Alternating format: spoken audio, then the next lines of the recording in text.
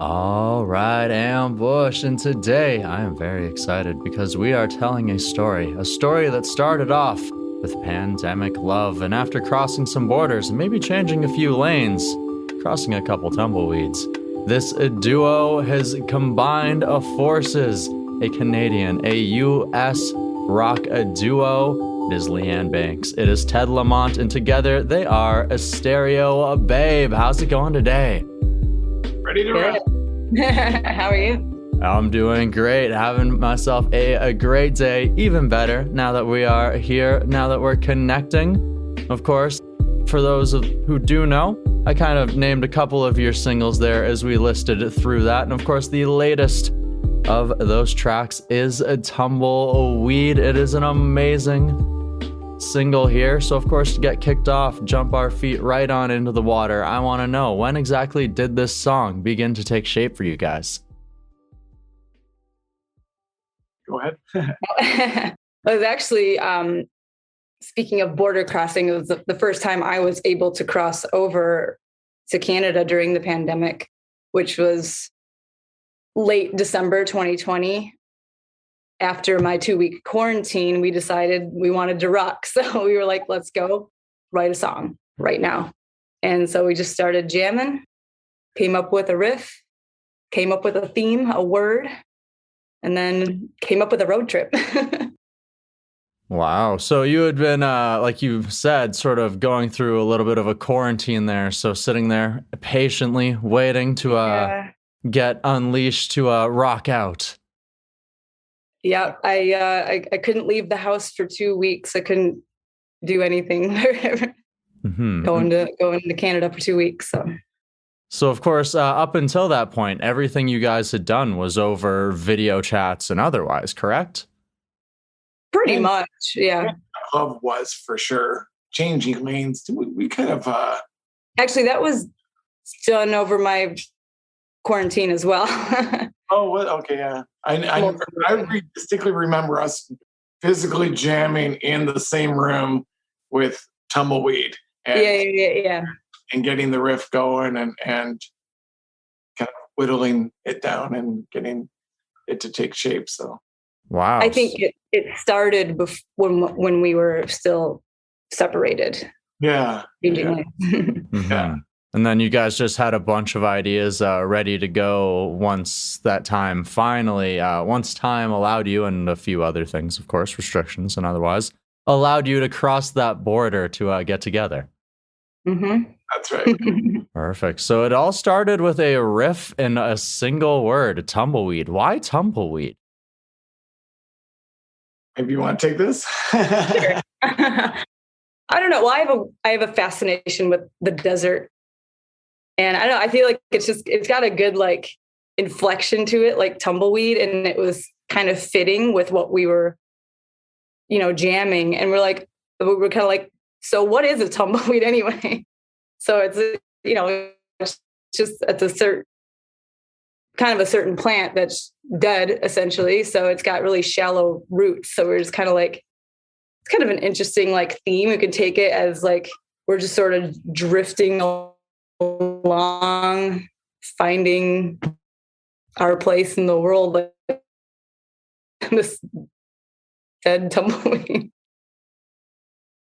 Okay. So just sort of rolling along, going with the flow. Oh, did you lose me for a second? Oh, a little bit there. Yeah.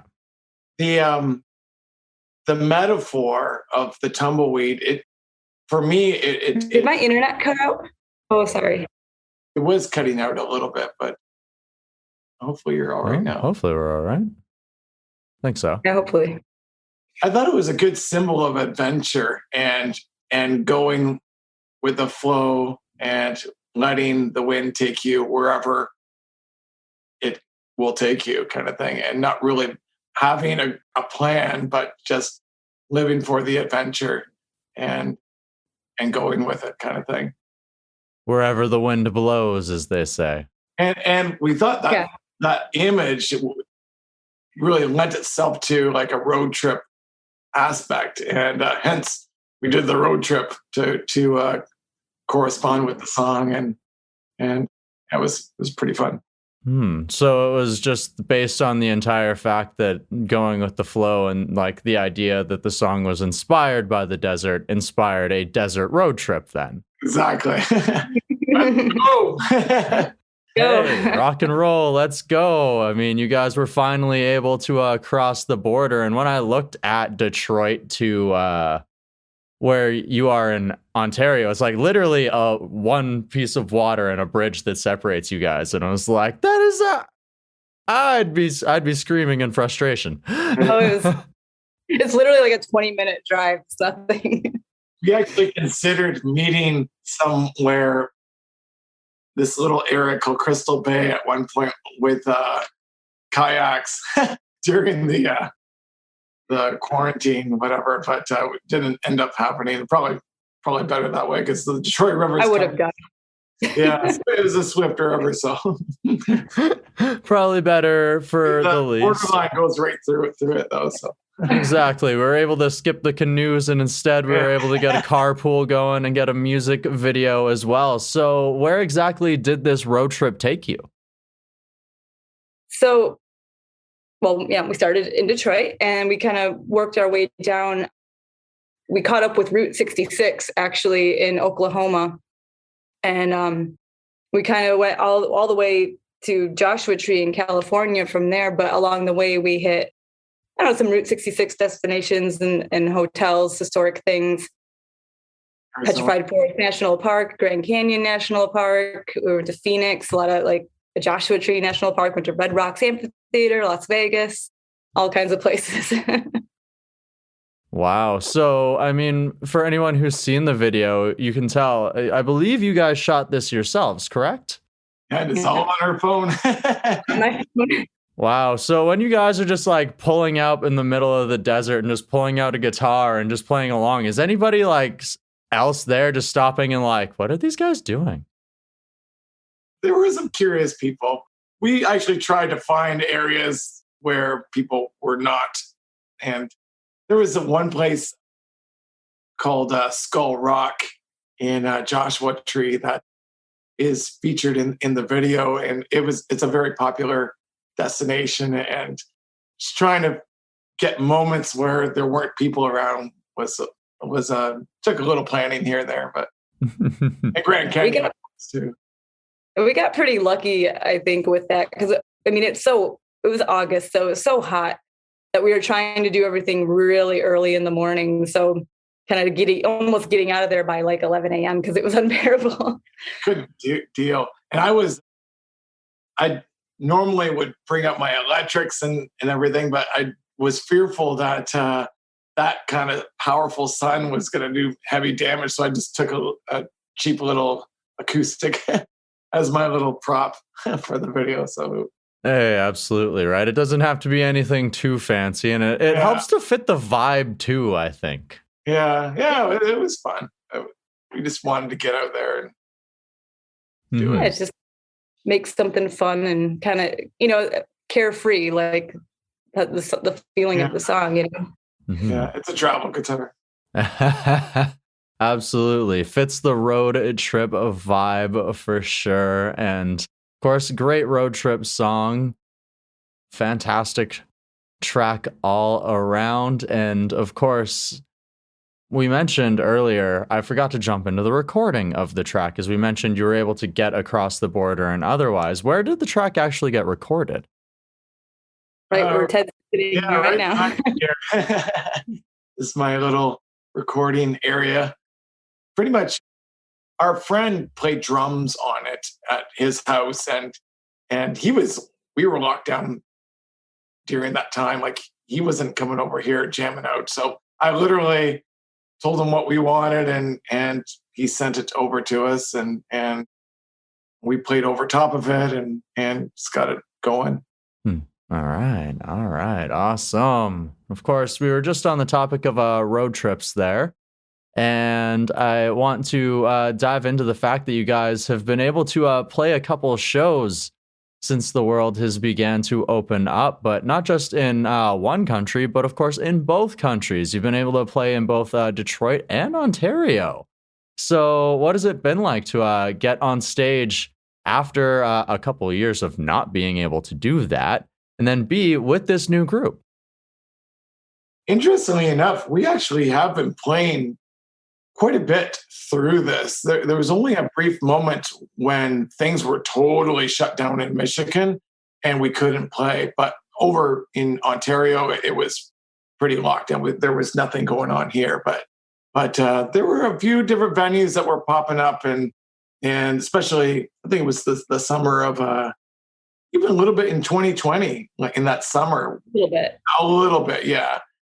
But yeah, definitely 2021.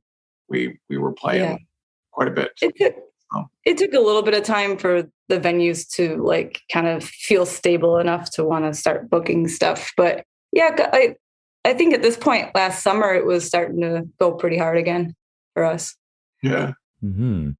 Yeah, it's from what I can see, you guys have been booking like one weekend in Detroit, one weekend in Ontario, and just sort of like jumping back and forth. Yeah. Mm-hmm. And then even tonight, the evening of the show, you got of our recording, you guys are playing a show tonight. Even that's right. Getting busy, getting those miles for the music videos, for the live shows, whatever it takes, right? That's right. Yep. Hey, perfect. And of course, changing lanes maybe a little bit, as they say. And of course, that's another song that we discussed earlier there too. And I would love to dive into that a little bit here as well. So take us a little bit behind Changing Lanes. Of course, you said Tumbleweed started with a lyric and a riff. Where did Changing Lanes come from?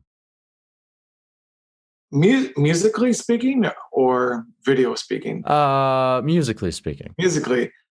I think that one has more of a melodic hook to it with the verses and the chorus part. And I remember jamming that on your front porch, just the changing lanes right there.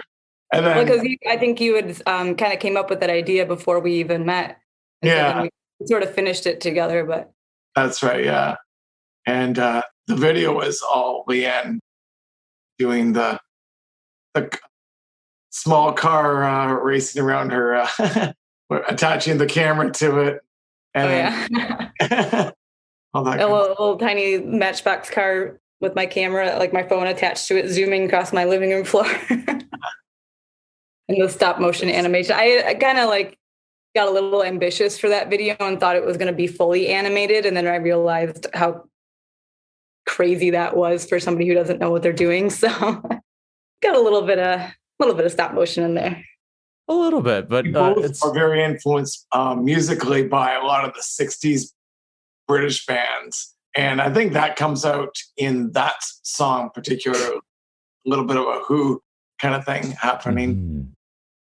But we like all the Django rock kind of stuff and power pop kind of stuff. Very power poppy, a lot of layered vocals, a lot of soaring vocals, very fun tracks indeed. It's makes for a good time for sure. And of course, like you said, the music video there too, also very fun. Even it's can't get the full animation, but you were still able to put together a pretty amazing music video just playing with the toy car inside of your apartment, right?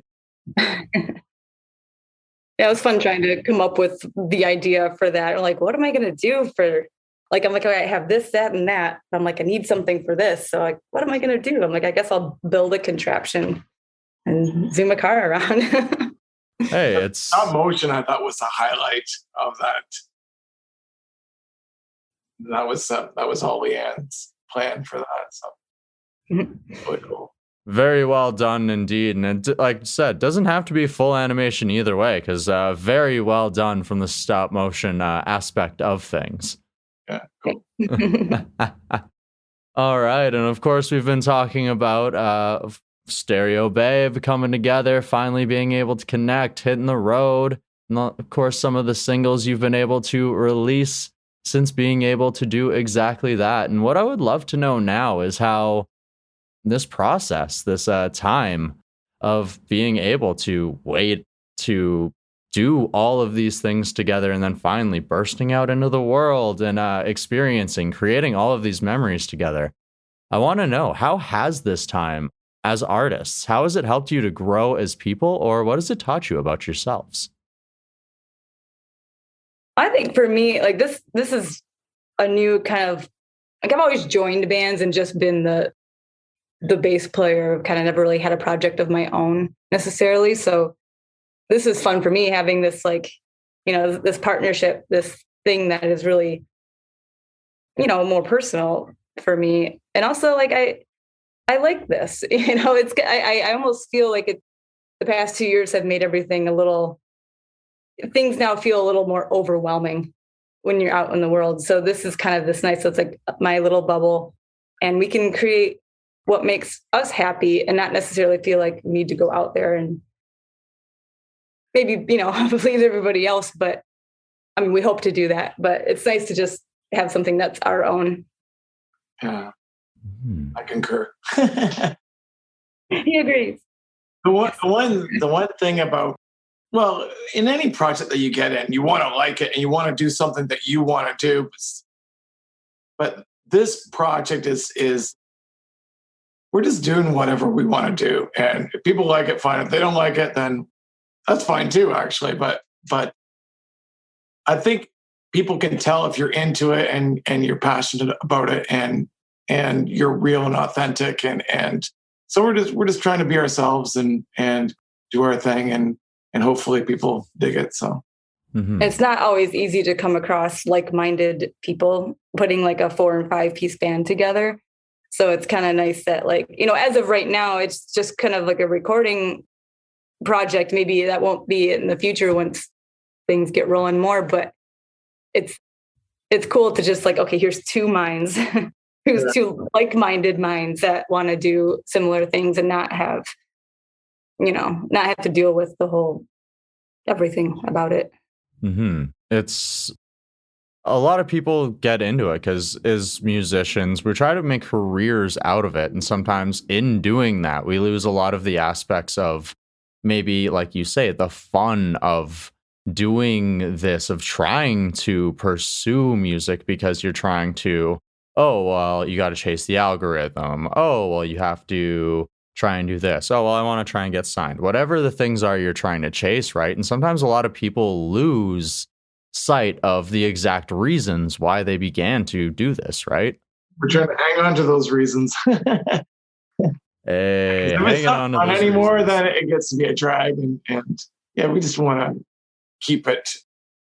It's nice to kind of keep it small and still get it out there as much as possible. But yeah, like you said, not lose sight of why we're doing it in the first place. So. Exactly. Well, at the same time, creating some amazing memories, because I can only imagine, is a road trip across the desert. We only saw 3 minutes of it. I'm sure there was a lot more going on during that journey for sure. Oh my gosh, yes. So much. You talk about the whole story if you want. I know every time I make one of these, I've made all 3 of our videos so far, and like every time I make them, I'm tempted to go back at some point and make like a blooper reel video, like, because there's so much, like especially with Tumbleweed, there was so much good footage that I couldn't fit in there. I had to really like pick and choose. Like there's some destinations that I was going to put, Red Rocks in there that didn't make it. There was a bunch of stuff that didn't actually make it in the video. But yeah, there was one, we were trying to do something in Joshua Tree and the sun was setting. So we were trying to like get the sun, like we have to do it right now, we're going to lose it. And so I'm like in this dress, like being dramatic, and I in heels, and I stepped in a tarantula hole. And you see me, like in the video, you just see me topple over and then like look on the ground and go, nope. All right. Some fun stuff. I should have stuck around and tried to catch them. He had no clue what was going on. Start your own nature documentary channel at the exact same time. Just have Leanne voice over it. The tarantula hole. Gets very angry when people step on it. How do we know? I don't want to tell you, but we just know we know this information. Doesn't matter. Oh, fantastic. I have had amazing time diving behind this new band, Stereobabe, with you both here today. What does the future potentially hold here for the group? We got a new single coming out. Hopefully this summer at some point, if not the beginning of the fall, but we're just getting a video idea together with a director right now. And we're looking forward to putting that out and writing a bunch more material. So Perfect. doing shows and just doing the thing. Hey, like we said, chasing those miles, kilometers, whichever way you want to look at it. They're going after it. Canada, USA, Stereobabe is on the way. If the listeners want to find out more about the band, if they want to connect with you or stay up to date with those upcoming singles and otherwise, what is the best ways to do that? Instagram and Facebook. Well, on Facebook, we're just Stereobabe. On Instagram, we're Stereobabe_band. We're on Spotify. We're on Apple Music. We're on whatever, Amazon. We're on all the streaming platforms. Bandcamp's good. What's that? Bandcamp is good too. Oh yeah, Bandcamp. Yep. Yes, Bandcamp is good. Support your artists. If you like them, please and thank you. Go right ahead. All right, Leanne and Ted, I have had a blast here today, diving behind Tumbleweed and Stereobabe. Thank you so very much for joining me on the DTP. It's awesome. Yeah, thanks for having us. Great shirt. We're going to do an acoustic Iron Maiden song tonight for you. So I wish I was there now. Oxymoron, acoustic Iron Maiden.